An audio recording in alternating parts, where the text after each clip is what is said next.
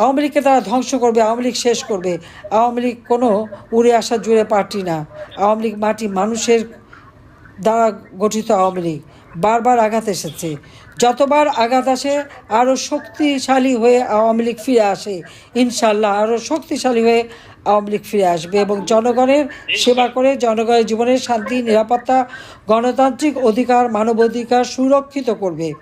একমাত্র আওয়ামী লীগের হাতেই মানবাধিকার সুরক্ষিত, গণতন্ত্র সুরক্ষিত, অর্থনৈতিক মুক্তি আওয়ামী লীগ দিতে পারে।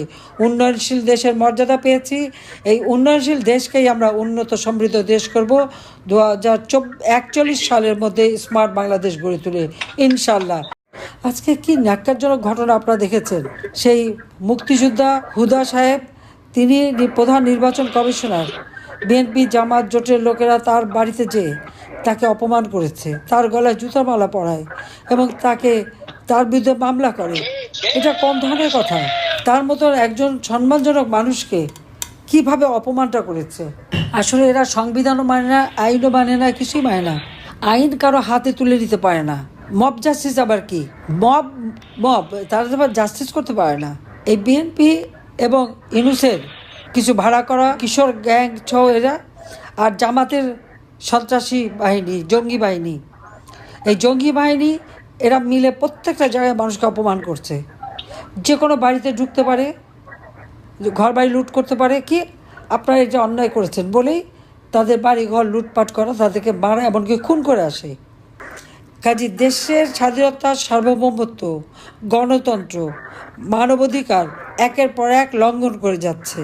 কাজে এই সুদখোর খুনি জঙ্গি ইউনূস, তাদের হাত থেকে দেশকে রক্ষা করবার জন্য সকলকে ঐক্যবদ্ধ হবার জন্য আমি আহ্বান জানাই। কারণ এর হাতে দেশের মানুষের জীবনের নিরাপত্তা নাই, একটা ছোট্ট শিশুর জীবনও নিরাপত্তা নাই। ছোট্ট শিশুদের, একটা 3 বছর শিশুকে মার সাথে গ্রেপ্তার করে নিয়ে যায়।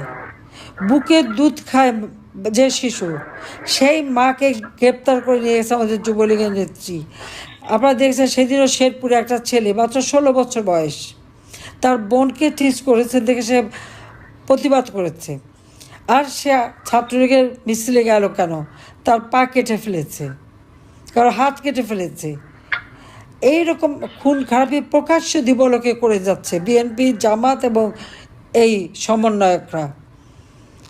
প্রকাশ্য দিবলোকে আজকে দুর্নীতি, একটা বদলির জন্য 20 কোটি টাকা ঘুষ দুর্নীতিতে এখন প্রতিনিয়ত। সেক্রেটারিয়েটে আগুন, হাইকোর্টে আগুন, সংসদ ভবনে আক্রমণ, সারা বাংলাদেশ যেন একটা জঙ্গিদের রাজত্ব। আর তার নেতা হলো ডক্টর ইউনূস, আর তার সাথে দোষর হয়েছে এখন তারেক জিয়া। 15ই আগস্টে জিয়াউর রহমান বঙ্গবন্ধু হত্যার সাথে জড়িত ছিল। 21শে আগস্ট তারেক আর খালেদা জিয়া আমাকে হত্যা করার চেষ্টা করে আইবি রহমান সহ 22 জনকে হত্যা করেছিল। 5ই আগস্ট, 15 জুলাই থেকে এই আগস্ট মাস পর্যন্ত যতগুলি হত্যাকাণ্ড, এই ইউনূসের মেটিকুলাস ডিজাইনের অংশ হিসেবে হত্যাকাণ্ড, আমাকে আরিয়ানাকে হত্যা করতে চেয়েছিল। মাত্র আধা ঘন্টার জন্য আমরা বেঁচে গিয়েছিলাম।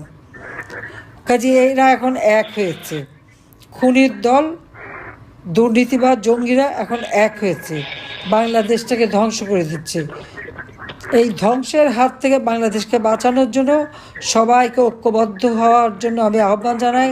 আজকে আমাদের সকলকে, আওয়ামী লীগের অগণিত নেতা কর্মী সমর্থক সবাইকে আজকে এক হতে হবে, সোচ্চার হতে হবে, সকল মুক্তিযোদ্ধাকে এক হতে হবে এবং এই জঙ্গি ইউনূস এবং তার দোসরদের হাত থেকে বাংলাদেশকে রক্ষা করে বাংলাদেশের মানুষের জীবনের শান্তি, নিরাপত্তা ফিরিয়ে আনতে হবে। এটাই আমার আহ্বান। যারা অভিনন্দন জানাই। আর আওয়ামী লীগের নেতাকর্মী, ইউনিয়ন, উপজেলা, জেলা, কারো বাড়ি ঘর নেই, আগুন দিয়ে জ্বালিয়ে দেওয়া, ব্যবসা প্রতিষ্ঠান, ইন্ডাস্ট্রি সবই জ্বালিয়ে দিয়েছে। কয়েক লক্ষ শ্রমিক বেকার এবং এদের এই অরাজকতার কারণে আজকে আমাদের গার্মেন্টস অর্ডারগুলো অন্য দেশে চলে যাচ্ছে। আজকে শিল্পটা বন্ধ হতে বসেছে, সব শ্রমিকরা বেকার। এবং এই শ্রমিকরা ইউনূসের যে কোম্পানি টেলিকম, যে ব্যবসা আমি ইউনূসকে দিয়েছিলাম, ডক্টর ইউনূসকে, গ্রামীণ ব্যাংকে 400 কোটি টাকা আমার সরকার দিয়েছিল, আমি দিয়েছিলাম। কোথায় গেল সে টাকা? অডিট রিপোর্টে কোনো হিসাব পাওয়া যায়নি, কারণ ইনু যতদিন ম্যানেজার ছিল, এমডি ছিল, ততদিন কিন্তু অডিট করেনি। গণভবন তো সরকারি, আমরা এক কাপড়ে বেরিয়ে এসেছি, সেটা সমানে লুটপাট এবং আগুন দিয়ে পোড়ানো। আজকে যতগুলি আওয়ামী লীগের নেতাকর্মীকে হত্যা করেছে, আমরা কই সবাইকে হয়তো পাচ্ছি না। তাদের লাশ গুম করেছে ইউনূস। পুলিশ হত্যা করেছে, তাদের কয়জনের নাম দিচ্ছে, মাত্র বলছে 45 জন। কোথায় 45 জন?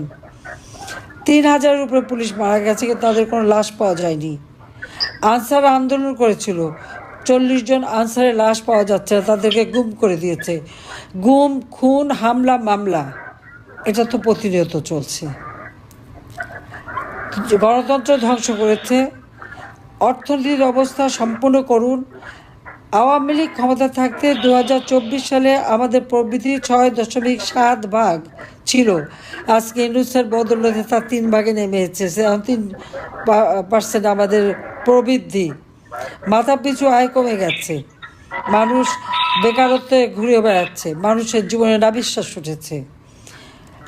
আইনের শাসন নাই। সমস্ত জঙ্গি সন্ত্রাসীদের ইউনূস ছেড়ে দিয়েছে। হলি আর্টিজান থেকে শুরু করে বিডিআর পুলিশ এবং বিডিআরে আমাদের যারা সেনা অফিসার, তাদেরকে যারা হত্যা করেছিল, 21 আগস্ট গ্রেনেড হামলায় যারা জড়িত ছিল, এবং অন্যান্য যতগুলি সন্ত্রাসী জঙ্গি ঘটনা ঘটেছে বাংলাদেশে, একটা মাত্র ঘটনা ঘটেছিল। আমি তো কঠোর হস্তে জঙ্গি দমন করেছিলাম। এটাই কি আমার অপরাধ? বাংলাদেশকে জঙ্গি মুক্ত করাটাই কি আমার অপরাধ ছিল? আমি তো মানুষের জীবনে নিরাপত্তা দিয়েছি, শান্তি দিয়েছি। জঙ্গিদের আমি গ্রেপ্তার করেছি, তাদের সাজা দিয়েছি, এবং সেটাই হয়ে গেছে নাকি আমার অপরাধ যে আমি তাদের গুম খুন করেছি? আমি তো কোনো গুম খুন করিনি। গুম খুন তো ইউনূস করে, খালেদা জিয়া করেছে, জিয়াউর রহমান করেছে। সেনাবাহিনীর 556 জন বিমান বাহিনীর অফিসার এবং সৈনিকদের হত্যা করেছে। সেনাবাহিনী না হলে 2000 সৈনিক এবং মুক্তিযুদ্ধ অফিসার যারা ছিল, তাদেরকে জিয়াউর রহমান হত্যা করেছে। কয়জন লাশ পেয়েছে? লাশ তো পায়নি, সবই তো গুম। তাই গুম, খুন, হত্যা মামলা তারাই করে যাচ্ছে। আমি দেশের মানুষের শান্তি দিয়েছি, নিরাপত্তা দিয়েছি, দেশের অর্থনৈতিক উন্নতি দিয়েছি। সারা বিশ্বে বাংলাদেশ তখন উন্নয়নের রোল মডেল। দক্ষিণ এশিয়ায় শক্তিশালী অর্থনৈতিক দেশ হিসেবে 2য় স্থানে বাংলাদেশ ছিল। এশিয়াতে 9ম স্থানে ছিল বাংলাদেশ।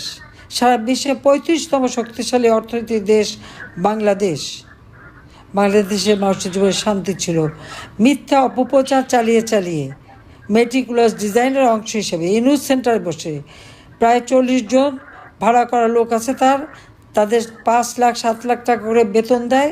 তাদের দিয়ে যত অপপ্রচার তৈরি করা, ছড়ানো, মিডিয়াতে ছড়ানো, এবং 80 জন তার এজেন্ট সারা বাংলাদেশে নিয়োগ দিয়েছে।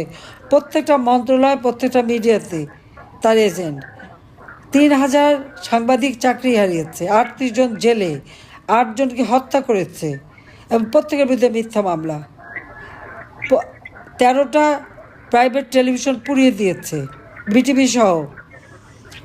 আওয়ামী লীগ আমলে আমরা কি এই ঘটনা ঘটিয়েছি? কখন তো আমরা ঘটাইনি। কয়জন সাংবাদিকের চাকরি গেছে? কয়জন সাংবাদিক গ্রেপ্তার ছিল না? আজকে আইসিটিতে বিচার হয়, আমাদের কোনো আইনজীবী যেতে পারবে না। তাদেরকে কি মব জাস্টিসের নামে তাদের হামলা। চিফ জাস্টিস উপর মব জাস্টিস, তাকে পদত্যাগে বাধ্য করা। আর আজকে নির্বাচন কমিশনার হুদা সাহেবের উপরে যেভাবে অপমান করলো, এবং প্রত্যেকের মধ্যে মামলা দিয়েছে বিএনপি। ভোট চোর হলো খালেদা জিয়া, জিয়াউর রহমান, আর মামলা হয় প্রধান নির্বাচন কমিশনারের বিরুদ্ধে। কেন? আমি একটা কথা বলি, এদের আমলে যারা যারা প্রধান নির্বাচন কমিশনার ছিল, তাদের একটা তালিকা বের করেন। প্রত্যেকটা সংসদ সদস্যের এমপি হোস্টেল প্রতিটি রুম ভেঙেছে, লুটপাট করেছে, বাড়ি বাড়ি লুটপাট করেছে, সংসদ ভবনে ঢুকে সংসদ ভবন ধ্বংস করেছে, 460 পুলিশ স্টেশন পুড়িয়েছে, পা বেঁধে ঝুলিয়েছে। আওয়ামী লীগের নেতা যুবলীগের নেতা, পুলিশ এদেরকে মেরে মেরে পা বেঁধে ঝুলিয়ে প্রকাশ্যে তারা হত্যা করেছে, প্রকাশ্যে কুপিয়ে কুপিয়ে হত্যা করেছে। মুগ্ধ রাস্তায় কোথা থেকে গুলি এসে লাগলো, স্নাইপার রাইফেল দিয়ে গুলি, এবং প্রত্যেকটা আহতদের একই ধরনের, এবং গুলি হচ্ছে 7.62। এবং এই প্রশ্নটা যখন তার উপদেষ্টা সাকাওয়াত সাহেব উত্থাপন করলেন এবং বললেন এটা তদন্ত করা দরকার, সাথে সাথে তাকে সরিয়ে দিল।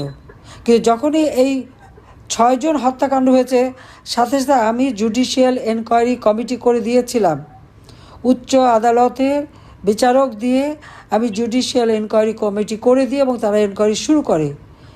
ইউনূস ক্ষমতা দখল করে সেই এনকোয়ারি বন্ধ করে দিল কেন, সেই প্রশ্নের উত্তর তাকে দিতে হবে। এবং এই এনকোয়ারি সে করতে দেয় নাই বলেই এই হত্যাকাণ্ড ইউনূসেরই, ওই মেটিকুলাস ডিজাইনেরই একটা অংশ।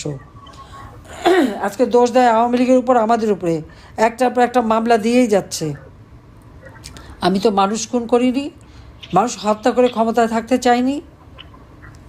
আবার আমলে 2009 সাল থেকে অনেক আন্দোলন সংগ্রাম হয়েছে, এমনকি এই ছেলেপেলেরা সেই 24 সালের 7 জুলাই থেকে আন্দোলন করেছে।